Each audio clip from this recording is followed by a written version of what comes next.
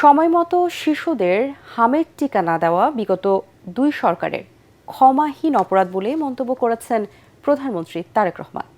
বর্তমান সরকার টিকা দেওয়া সহ প্রয়োজনীয় পদক্ষেপ নেওয়ার পরিস্থিতির কিছুটা উন্নতি হচ্ছে বলে দাবি করেন তিনি।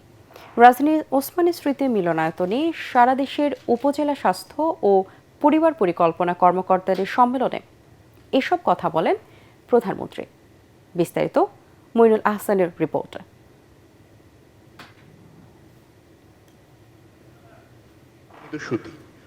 তৃণমূল পর্যায়ে স্বাস্থ্যসেবা নিশ্চিত করার মূল চালিকা শক্তি উপজেলা স্বাস্থ্য ও পরিবার পরিকল্পনা কর্মকর্তাদের সম্মেলনে যোগ দেন প্রধানমন্ত্রী তারেক রহমান। রাজধানীর ওসমানী স্মৃতি মিলনায়তনে প্রধানমন্ত্রীর উদ্যোগে আয়োজিত সম্মেলনে অংশ নেন সারা দেশ থেকে আসা চিকিৎসকরা। এতে লোকবল, প্রয়োজনীয় যন্ত্রপাতির অভাব, নিরাপত্তা, আবাসন, যাতায়াত সহ নানা সমস্যার কথা তুলে ধরেন মাঠ পর্যায়ের চিকিৎসকরা। প্রধানমন্ত্রী তার বক্তব্যে চিকিৎসকদের অসুস্থ মানুষের বিপদের বন্ধু উল্লেখ করে বলেন, নানা সীমাবদ্ধতার মধ্যেও সাধারণ মানুষের দোরগোড়ায় স্বাস্থ্য সেবা পৌঁছে দিতে হবে। আমরা যদি রোগের শুরুতেই রোগ প্রতিরোধের ব্যবস্থা নিতে পারি, তাহলে রোগের বিস্তার মোকাবেলা অনেক বেটার ভাবে সম্ভব।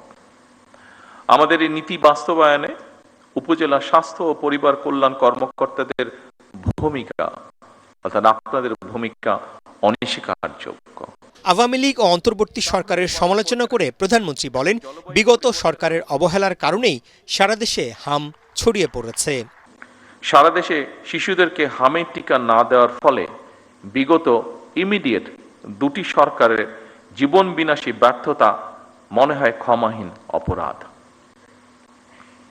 ভবিষ্যতে আর কখনোই যাতে এ ধরনের ঘটনার পুনরাবৃত্তি না হয়, বর্তমান সরকার সারা দেশে জরুরি ভিত্তিতে হামের টিকা দিয়ে তড়িৎ ব্যবস্থা নেওয়ায় আল্লাহর রহমতে পরিস্থিতি অবনতি কিছুটা রোধ করা সম্ভব হয়েছে এবং আমরা দৃঢ়ভাবে বিশ্বাস করি আপনাদের ঐকান্তিক প্রচেষ্টার ফলে এটিকে আমরা রোধ করে নিয়ে আসতে সক্ষম হব ইনশাআল্লাহ।